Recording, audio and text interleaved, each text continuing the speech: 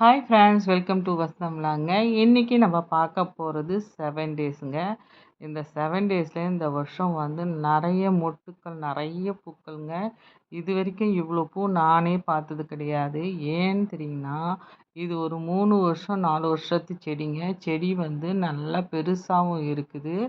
இது வந்து ஒரு செடி வந்து நல்லா ஹெல்த்தியாக பெருசாக பெருசாக அதனுடைய ஈல்டு ஜாஸ்தி வரா மாதிரி இது 3 வருஷத்து செடினால நிறைய மொட்டுக்கள்ங்க.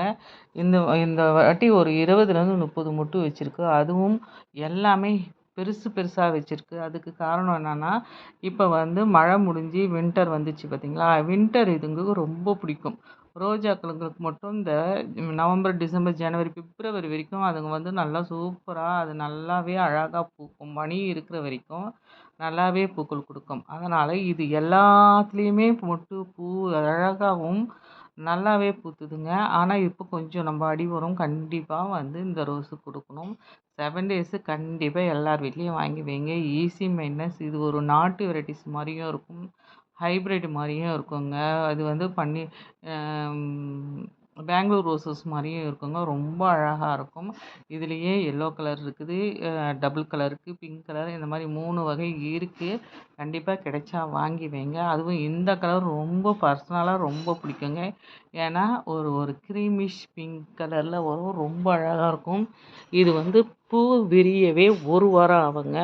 மொட்டுலேருந்து பூ விரிஞ்சு அது கீழே கொட்டவே கொட்டாது. 7 டேஸ், அதுக்கு தான் 7 நாள் ஆகும் இது விரியறதுக்கு. அதனால தான் இதுக்கு 7 டேஸ்ன்னு பேர்.